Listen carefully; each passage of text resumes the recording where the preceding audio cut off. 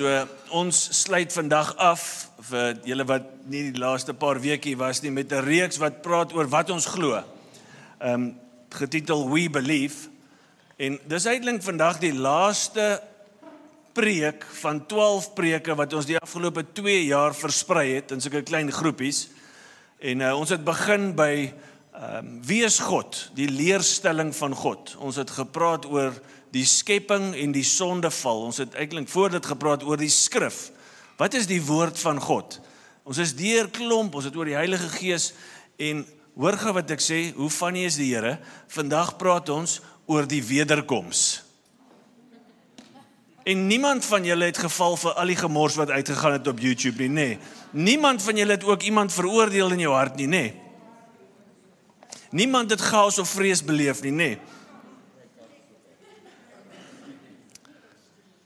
Ons gaan kyk na wat moet die wederkoms se effek wees vandag op ons, en hier's wat dit nie is nie.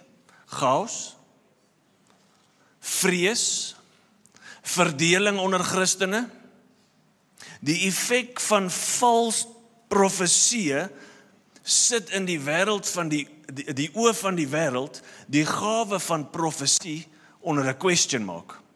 It's no small thing om dit te doen. En ons wil kyk, wat sê die woord van God oor dit?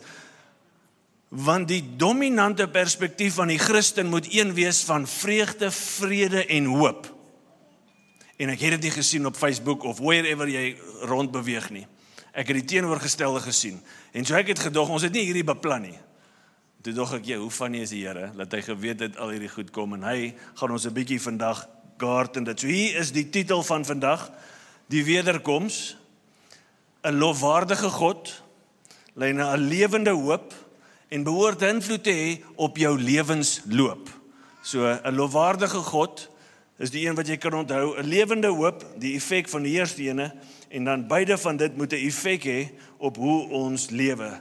So jy kan jou Bybel oopmaak by 1 Petrus 1 Peter 1. Ons gaan lees van vers 3 tot 9 en 'n paar ander skrifte ook gebruik. As jy 'n We Believe boekie het, ek gaan nie sistematies deur dit gaan nie, ek het 1 skrif gevat van die 5, maar ons gaan redelik by al die dinge wat ons glo oor die wederkoms. Net weer eens, hierdie is nie ons Bybel nie, vir in geval jy vir die eerste keer hier is en diep bekommer, hierdie is 'n opsomming van wat ons glo oor God, al die versies uit die Bybel wat ons glo oor God, oor die Heilige Gees, oor die wederkoms, en dan vandag, soos ek nou sê, oor die wederkoms. 1 Petrus 1, vers 3 tot 9, gaan ons deurlees. Ek wil vir ons graag bid dat die Here ons sal lei in sy woord en waarheid. So kom ons sluit die oë. Here, sal U vandag deur die Gees kom en ons verstande verlig, ons harte vul met vrede en vreugde wat net beskikbaar is in U. Mag U asseblief ons lei na 'n plek waar ons dit wat U sê in die woord absoluut glo, en mag dit 'n dramatiese invloed en effek op ons lewens hê. Ek bid dit in Jesus naam. Amen. Amen. So 1 Petrus, die boek van 1 Petrus is natuurlik geskryf deur Petrus, die apostel, die disipel, die een wat verloon het en toe die een wat opgestaan het en gepreek het by Pinkster. En hierdie boek is geskryf rondom 60/62, dalk 63 AD. So baie kort na Jesus se hemelvaart in groter prentjie, en is geskryf meestal aan nie-Jode. Daar's 'n paar Jode hier binne, maar daar's meestal aan nie-Jode geskryf, en hulle beleef verdrukking. Hulle beleef een of ander vorm van suffering, swaar kry, en dit laat hulle bietjie moed verloor. Voel iemand dalk so soms? Dit laat hulle bietjie moed verloor. Dit is voor die groot verdrukking van Nero. Iemand al van Nero gehoor? Wat na die groot 4 Christene op 'n onmenslike manier vervolg het. Dis nog voor dit. Hierdie verdrukking is 'n sporadiese uitbarstings. En hierdie brief is oor vir al die Christene, meestal nie Gentiles, in Klein-Asië, vandag Turkye, se area geskryf, en hierdie brief moes rond gestuur word. Dis 'n sirkulerende brief. Dis 1 Petrus, en ek wonder as jy gevoel het dat die lewe raak vir jou te veel. Die een klou wat ons het oor hulle verdrukking is, hulle leef nie meer soos hulle geleef het nie. En omdat hulle nie meer deel aan al die pagan festivals het nie, kyk die wêreld na hulle en sê, maar dis nie goed vir ons wat julle doen nie. Die society hou nie van dit nie, en hulle beleef sulke verdrukkings. En die gevaar is, dat hulle sal terugdraai na hulle ou wee, of hulle heeltemal net moedeloos sal raak. Wat sal jou raad wees, en dalk is jy self daar vandag, en dan is jy op die regte plek, maar wat sal jou raad wees vir Christene wat voel my, en ek weet nie, alles raak te veel vir my, wat sou jy vir hulle gesê het? Petrus praat oor die wederkoms. Die wederkoms sit hy voor hulle, en hier is die eerste ding wat hy vir hulle sê, jy kan saam met my vers 3 lees, ek begin by vers 3, want dit is na die groet. Lofwaardig, praiseworthy, is die God en die Vader van ons Here Jesus Christus. Dit is hy wat ons in sy groot ontferming deur die opstanding van Jesus Christus uit die dood opnuut verwek het.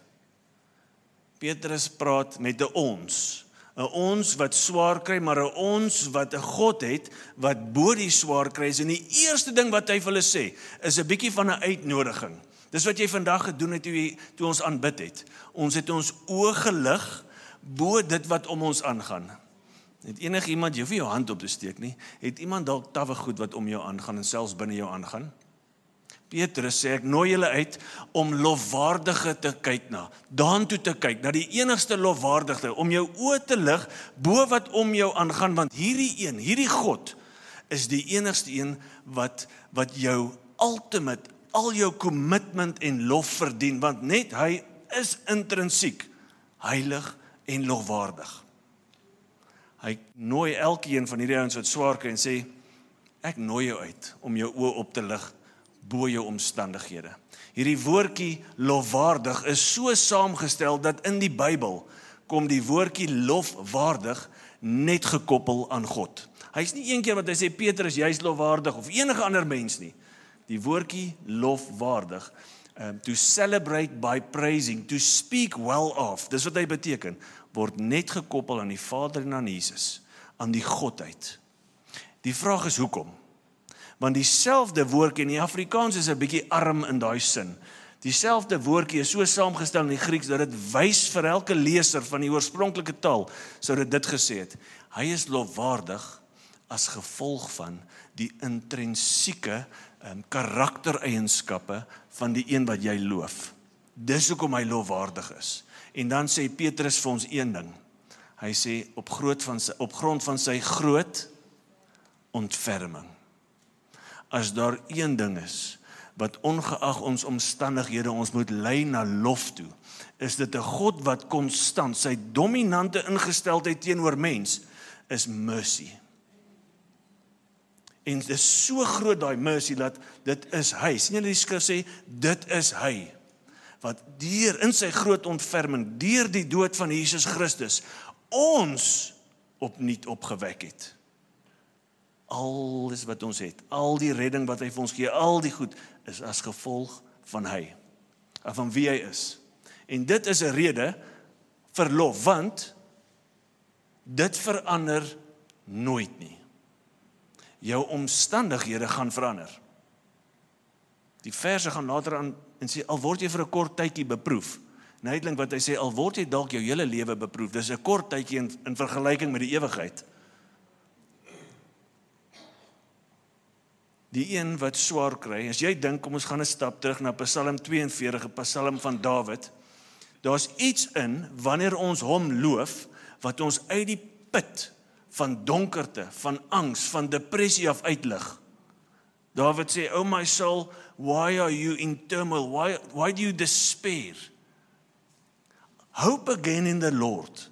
Hoop weer in hom. I will once again praise him, the God of my salvation. Moeilike oomblikke kan ingesluk word deur boontoe te kyk na die een wat konstant is, maar hier's die ding. Dis net beskikbaar vir die ons aan wie Petrus skryf. Dis nie 'n fake it till you make it ding nie. Dit is gegrond op die opstanding van Jesus. Dis gegrond in sy woord, in wie hy is. En dit lig ons op. Dink aan Paulus en Silas, Handelinge 16 in die tronk. Die skrif sê, om middernag, die donkerste, moeilikste tyd, om middernag, wat doen daai twee eisters? They praise, hymns. En bonatuurlik gebeur daar dinge, en daar kom bevryding, vrylating. Wanneer laas het jy ongeag van jou gevoel boontoe gekyk en net begin beloof? Is dit dalk moontlik dat ons bietjie angstig raak, want ons doen dit net een keer 'n week hierso? Dalk van ons een keer in 'n maand. Is dit dalk moontlik dat wanneer ons 'n leefstyl van dit gaan hê, gaan ons anders lewe? So die eerste ding wat hy vir hulle sê is lofwaardig is ons God bo ons. En almal wat aan hom behoort, dit behoort ons ingesteldheid te wees. Dan gaan hy aan. Hy praat van die opnuut verwek, die tweede vers, die volgende een, Marshall, sodat ons 'n lewende hoop mag hê. Nou. En hier's waarop, op 'n erfenis wat nooit vergaan, besmet word of verwelk nie. Dis alles woorde wat met dinge gaan gebeur op aarde. Dit gaan besmet word, dit gaan roes, dit gaan agteruit gaan. Jy sien dit aan jou liggaam, jy raak ouer, die elmboog raak sommer net seer as jy die oggend opstaan, jy het niks eers gedoen nie, nou is die knie seer, die dinge gaan agteruit. Ek vind dit nog nie snaaks nie. Ek voel nog dat dit my bietjie vinnig bekruip dan nie. Ek voel partykeer iets is nie reg daar nie. Maar en wat in die hemel vir julle in bewaring gehou word. Nie hier nie, in die hemel. Ja, vir julle wat deur julle geloof, deur die krag van God bewaar word vir 'n verlossing wat gereed is om in die eindtyd geopenbaar te word. 'n Lewende hoop. Die Christen se dominante perspektief oor die lewe moet een wees van hoop. Nie negatief oor die dorp nie, nie negatief oor die ekonomie nie, nie negatief oor die land nie, maar hoopvol. Want ons het 'n lewende hoop. Hoeveel keer verval ons in daai groef van saam met almal kerm? Want ons kyk hier. En Petrus, die boek, Jesus sê vir ons vanoggend, lig jou oë 'n bietjie hoor. Gaan 'n bietjie op. Lig jou standaarde. Daar is 'n lewende hoop. Hierdie hoop is nie leeg nie. Dis ook nie 'n vals hoop nie. Dis nie 'n wishful thinking hoop nie. Hoekom nie? Die vorige vers het hy gepraat van Jesus se opstanding. Hoekom nie Jesus se kruisiging nie? Wel, dit word geïmpliseer, maar die idee van 'n opstanding, dat ons opnuut opwek is. En nou het ons 'n lewende hoop. Hoekom? Want Jesus leef. En Jesus is die een waaroor Moses, die ou profete, gesê het, hy gaan opstaan, hy gaan suffer. In Handelinge 26 sê hy gaan swaar kry. Maar hy gaan opstaan en hy is die eerste van die opgestaanes. Hoekom die eerste? Want 'n Jesus wat opgestaan het, beteken as jy in hom glo, gaan jy ook eendag opgewek word. Niks kan dit steel nie. Dis veilig, hierdie erfenis is veilig in die hemel. Dit word bewaar. As die graf nie leeg was nie, was ons hoop. As die graf nie leeg was nie, nê, sou ons hoop leeg gewees het. As Jesus nie geleef het nie, sou ons dooie hoop gehad het. Sou ons leë hoop gehad het. Die feit dat Jesus leef aan meer as 500 verskyn en die wat weggehardloop van hom af, eventually baie van hulle gesterf het vir hom, man, that's good evidence dat hy het opgestaan. En alles wat hy gesê het, ek is die weg, ek is die waarheid, ek is die lig, ek is die lewe, al daai goed sê hy, proef hy, dis waar, die oomblik toe hy opstaan, en hy het ook gesê, ek kom gou weer. Man, dit moet iets aan ons doen. Dit moet iets aan ons doen, hierdie feit dat ons 'n lewende hoop het.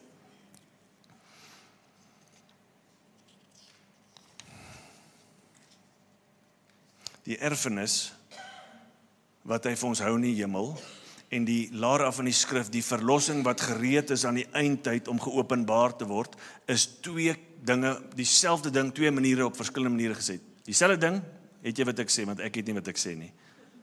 Hy sê dit op twee verskillende maniere, maar hy verwys na dieselfde ding, die eindtyd, die erfenis. In die Ou Testament sou die beloofde land die erfenis gewees het. As jy na hierdie skrif kyk, waar is die erfenis vir almal wat deur geloof glo? Hy lig dit op. Hy sê dis in die hemel. Daar waar die Kanaaniete dit nie kan verwoes nie. Daar waar dit veilig is, daar waar die roes is nie, daar's nie agteruitgang nie, dis veilig. En dan praat hy van 'n verlossing wat gereed is om geopenbaar te word aan die eindtyd. Ons hoop is vas op dit, dat daar kom 'n tyd wat ons verder gaan verlos word, die heel self. Jesus kom nie net vir jou siel nie, hy kom vir die heel mens. Die heel mens is beïnvloed deur die sonde, reg? Die liggaam, jou pyne, dit wys dit vir jou. Die wêreld, die materie, ons sien dit. Jesus gaan 'n totale alle nuwe skepping. Die hemel en die aarde word nie, die hele skepping word nie. Hy kom vir dit en dit beteken ons gaan verheerlikte liggame hê. En wie is bly daaroor? Geen meer mypredols nodig nie. Voltaren gel, Inspuitings, no way. Man, Marshall, inspuitings is van die duiwel. Yes, ek's bang vir daai goed. Dan sê ek vir my kinders, julle moet nie so bang wees nie, maar as dit my beurt is. Ouens, dan moet hulle my vasbind. Hier is vir my die mooi deel, dat ons hoop, ons kyk terug na 'n leë graf. Dit het goeie grond. Ons hoop is op goeie grond gebou. Dis die fondasie. Maar hy sê ook, ons hoop op 'n erfenis. Ons hoop kyk ook vorentoe. En dan sê hy wat vir ons in die hemel bewaar word. Die erfenis word bewaar. En dan as jy die skrif mooi gaan lees, as jy nou na daai skrif kyk, gaan jy sien, dis nie net die erfenis wat bewaar word nie.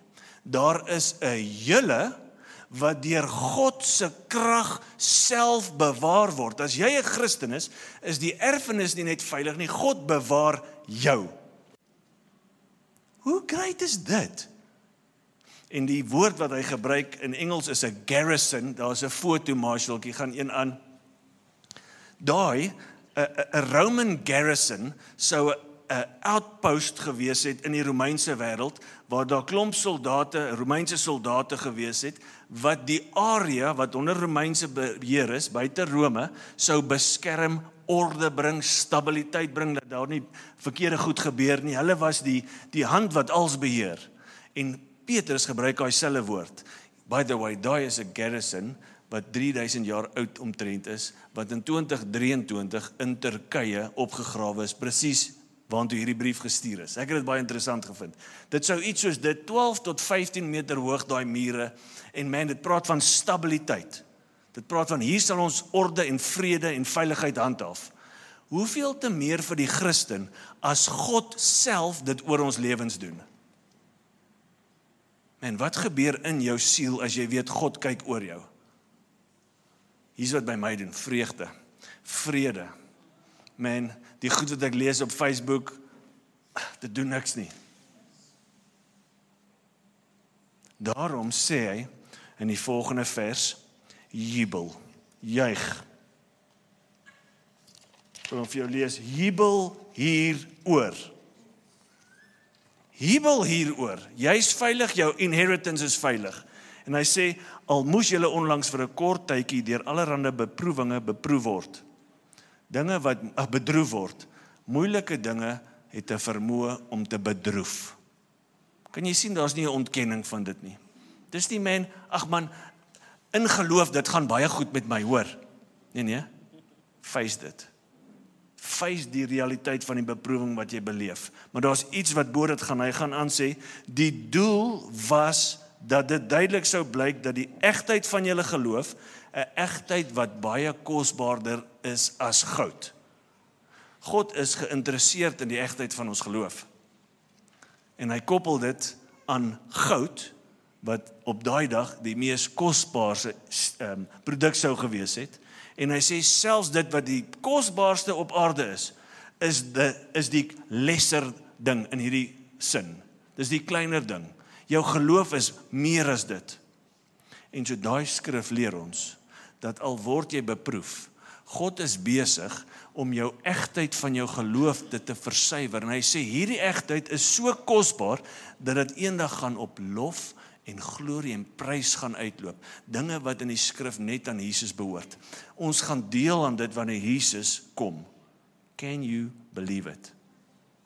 Man, ek weet, ons liggaam is nie reg vir wat kom nie. Hierdie gaan nie dit kan hanteer nie, daarom moet ons 'n nuwe liggaam kry, al daai glorie. Hy sê hy kom op 'n wolk. Ek is onseker of dit 'n fisiese wolk is. Dit mag dalk die glorie wees, die glorie wolk wat om hom is, wat so erg gaan wees en hy gaan weer kom. Dit sal uitloop op lof, heerlikheid en eer wanneer Jesus Christus geopenbaar word. Dan skryf hy vir hulle, hom het julle lief, al het julle hom nie gesien nie. En al sien julle hom nie nou nie, glo julle in hom. En in feite, geseënd is die wat glo, maar nie gesien het nie. En jubel julle met 'n onuitspreeklike en heerlike blydskap. Dis 'n blydskap soos daai vrede wat in Jesus is, wat alle verstand te bowe uitgaan. Dis 'n blydskap soos dit. Ons kan dit nie verduidelik nie. Dit moet ons ingesteldheid wees. En dan sê hy, hier's die rede, omdat julle reeds deel het aan die doel van julle geloof, naamlik die verlossing van julle siele. Jy het reeds deel aan dit in Jesus Christus. En as hy praat van die siel, los dit nie die liggaam agter nie, dit beteken die hele mens 'n deel aan sy verlossing. Ja, daar is 'n verlossing wat nog moet geopenbaar word aan die eindtyd, maar dis vas. Wat 'n rede vir jubel.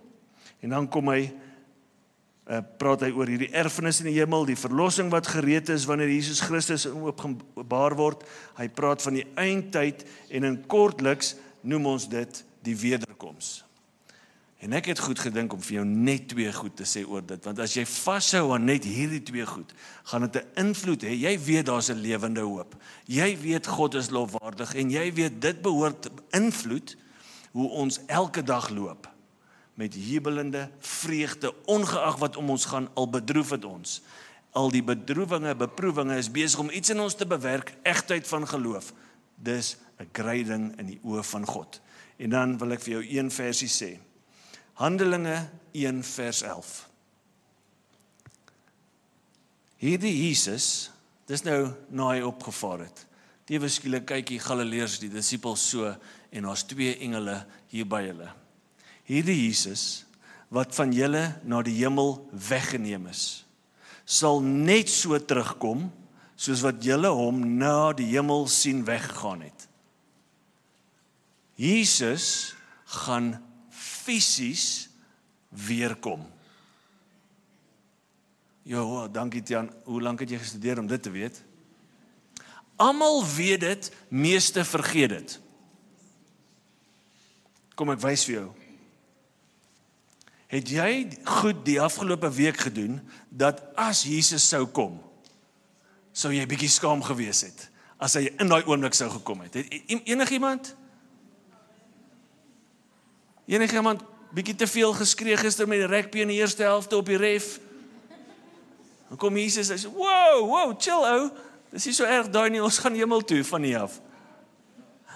Gedagtes gedink, woorde gelei, by 'n plek gewees, waar Jesus sal nie hier rondhang nie. Praat met my Youth Connect groep, die hoërskoolseuns, en hulle moet 'n besluit maak, of gaan hulle na hierdie partytjie toe, of hierdie event toe of nie. En hier's die raad. As Jesus jou daar vind, as Jesus sou kom in daai oomblik, sou hy tevrede wees, of as dit is, moet dit nie doen nie, moenie so intoe gaan nie. Die feit dat hy kom, moet ons voete vandag ook lei, ons besluite lei. Almal weet dit, meeste van ons vergeet dit. En dan staan hy kom net so. Wat beteken dit as die engele sê hy kom net so? Jesus het met 'n liggaam, met hierdie, hy het opgegaan. Dit beteken Jesus kom liggaamlik, met in die vlees, kom hy weer terug. Dit sê vir ons, die materiële skepping is vir hom belangrik. Dit sê vir ons, dat jou liggaam is vir hom belangrik. Dit sê vir hom, jy kan vir ons die materiële wêreld, jy kan dit geniet, jy kan dit gebruik tot sy eer, dis nie intrinsiek sleg nie. Jy hoef nie jou liggaam te kastei en te gaan slaan, soos party mense doen nie, om meer heilig te word nie. Jy kan deur heiligheid innerlik hom eer met jou liggaam, met gesondheid. Hy kom fisies in 'n liggaam weer. En die feit dat hy met daai liggaam kom, is 'n is 'n groot vrede vir ons, dat ons ook nuwe liggame, opgestaane liggame gaan kry, want hy is die eerste hy die opgewek is. Hier is die laaste vers, oor die wederkoms. Ek like hierheen. Matteus 24 vers 36. Maar niemand weet.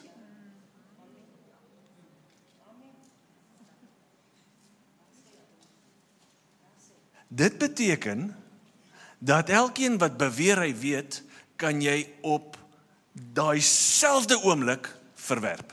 En sê, nope, I'm not going with this. Hoekom? Wie het gesê niemand weet? Jesus. As jy teen dit ingaan, wie gaan jy teen in? Jesus. Niemand weet wanneer daardie dag en uur kom nie. Man, hierdie is goed. Nie die engele in die hemel. Die mens is net 'n bietjie minder gemaak as die engele. Lees ek in Hebreërs vanoggend. Nie die engele in die hemel nie, en ook nie die seun nie. Wow. Hou die Vader geheime van die seun? Nee. Hy verwys na toe hy op aarde was, moes die God mens Jesus steeds met volkome geloof en vertroue in die Vader geleef het. 'n Voorbeeld vir almal wat hom sou volg. Glo die Vader, vertrou die Vader, en sy lewe was nie gekenmerk aan klomp vraetekens en voorspellings nie, maar aan gehoorsaamheid. Wat 'n voorbeeld vir ons om te volg. Niemand weet wanneer hy kom nie, net die Vader weet.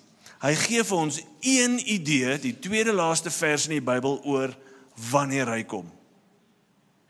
Openbaring 22 vers 20 sê Jesus, die laaste woorde van Jesus in die hele teks, ek kom gou. Ek kom gou. Dit impliseer ons moet gereed wees. Dit impliseer dat daai woorde moet 'n effek hê op die mensdom. Die wat nie gered is nie, wat se effek moet dit op hom hê? En miskien is daar van ons vanoggend wat voel, man, die Here trek my. Hier's wat dit moet hê. Jesus is altyd merciful en hy trek jou in hierdie oomblik. Hy sê, kom, ek wil jou red, kom. Ek wil jou deel maak van die ons, hierdie priester, profete, hierdie mense wat 'n erfenis het, hierdie mense wat 'n lewende hoop het, kom. Die mense wat reeds gered het, wat moet dit in ons doen? Daar's twee effekte en ek sluit af hiermee. Dit moet 'n morele effek op jou hê en dit moet 'n missional effek op jou hê. Petrus se hele hoofstuk 1 tot by vers 13 werk op na hierdie plek. Toe Marshall, jy kan vers 13 opsit. Jy kan daai verbygaan tot by vers 13. Het jy hom daar? Ek gaan my vers 13 kry. Daarom, omgord die lende van julle verstand. Dit is 'n ou idioom wat sê, get ready for action. Get ready for spiritual action. Sê hy dan? Sê, en deur nugter op te tree, hoopvol kome op die genade wat tydens die openbaring van Jesus Christus vir julle gebring sal word. As gehoorsame kinders moet julle nie lewe in ooreenstemming met julle natuurlike begeertes van vroeër nie, toe julle nog sonder kennis was nie. Hier's dit, inteendeel, soos hy wat julle geroep het, heilig is, moet julle in julle hele lewenswandel heilig wees. Hy sê al hierdie goed waaroor ons gepraat het en hy sê, dit moet jou motiveer tot heilige lewe. Jou lewende hoop, 'n lofwaardige God moet jou lewensloop beïnvloed. Hoe? Here, ek mis dit. Ek sien hierdie is nie in hoe u dit wil hê nie. Ek is jammer, vergewe my. Ons doen dit bes in gemeenskap. Jy doen nie dit bes alleen nie. Jy beleef heiligheid bes in gemeenskap met ander. En dan is daar 'n missional effect. Daar's 'n missional effect. Jesus sê vir sy disippels in Handelinge 1 vers 6 vra hulle vir hom, is dit nou die tyd dat die koninkryk gaan kom? Is dit nou die tyd dat u die volk gaan red? Hulle het hierdie politieke militêre idee. Jesus sê vir hulle, nope. Exactly, Ethan. Nope, nie vir jou nie, maar hier's wat vir jou is. Julle sal gevul word met die Heilige Gees en julle sal my getuies wees in Jerusalem, Judea, Samaria en hele. Hy korrigeer hulle deur hulle uit te stuur. moenie oor die tye en goed bekommer nie. Hier's waaroor jy moet bekommer, as jy besig om te verkondig. Het die wederkoms 'n missional effek op ons lewe? As dit nie het nie, is ons in passiwiteit. 'n beter vraag om te vra is nie wanneer Jesus kom nie, maar hoekom kom hy? Marshall, daar's 'n skrif in Matteus, die een daarna sê om vir ons opsit. Daar's dit. Hy kom en al die nasies gaan voor hom verskyn en hy gaan so maak, links, regs. Geseëndes, vervloektes, erfenis, verdoemenis. Dis dit. Dis hoekom hy kom. Wat doen dit aan ons hier binne? Dryf dit ons tot heiligheid, die morele effek, en dryf dit ons tot 'n missional effek. Die wederkoms van God is vir ons 'n groot bron van vreugde, vrede, maar ook van aktiwiteit. Moenie gewoond raak met die sonde in ons lewens nie. Dis so maklik om dit te word. Dis so maklik. Ek het mense om my nodig wat my help met dit en sê, daarso. Dis so maklik om passief te word, om te vergeet, jy het 'n buurman, jy het iemand by die werk wat, jy's dalk onseker wat se kant hy of sy gaan staan. Wel, die Here het jou daar gesit. Vanoggend is 'n oproep om te verheug in die wederkoms, maar ook 'n oproep tot aktiwiteit, want hy kom regtig. Sal jy na iemand toe gaan hierdie week? Sal jy na iemand toe gaan en net hoop gee? Net begin uitvra, waar staan jy met Jesus? En kom ek vertel jou iets van God, hy is altyd merciful. Sal jy deel wees van, ek dink die 20 connect groepe wat ons het, wat mense help in 'n groeipad, hoe om disippels te maak? Dis nie goed dat ons uit ons duim uitsuig nie, dis goed wat uit 'n oortuiging kom, Jesus kom. En hy het vir sy kerk gesê, gaan en maak disippels. Hy het gesê, word toegerus. En vanoggend het jy dalk passief geword in heiligheid. En dalk het jy passief geword in die mission. Ek wil jou 'n oomblik gee voor God, jy en hy, en sê, Here, indien dit jy is, ek is jammer. Sal U my vergewe en deur die Gees krag gee om weer te groei in heiligheid, want die Heilige Gees lei ons in daai heiligheid, en die Heilige Gees lei ons in missional activity. Ek wil vir jou vra, 'n minuut saam Jesus, wat sê Jesus oor jou lewe? Kom ons vat 'n minuut vir dit. Nou, soos jy jou oë net toehou, wil ek net vir die Here dankie sê, dat hy in elke mens werk. Here, so ek eer U vir elke stukkie bonatuurlike werk wat U nou gedoen het in harte. En ek sal wel ongehoorsaam wees om nie so 'n preek af te sluit en deur te vra, wel, het jy daai lewende hoop persoonlik? Is Jesus jou verlosser? Is dit deur geloof wat jy gered is, of twyfel jy oor jou redding? Indien jy twyfel of onseker is en jy weet jy is nie gered nie, wil jy nie net vir my kyk nie. Maak net oogkontak met my, almal se oë is toe, moenie worry nie, ek wil net saam met jou bid. En jou lei in dit. Maak net seker ek sien jou. Dankie. Come on. Dankie.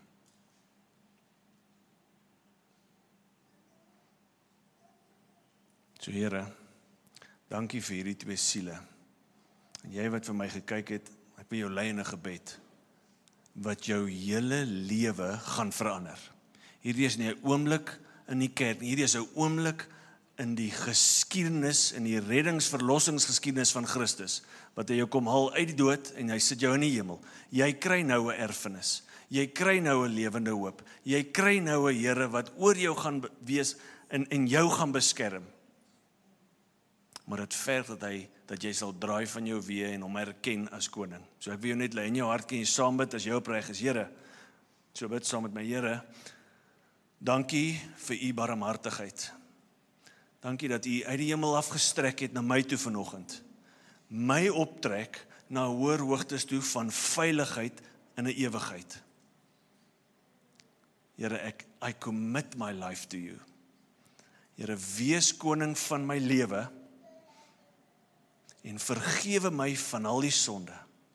Dankie dat U my vergewe van sonde in die verlede, sonde in die hede en sonde in die toekoms.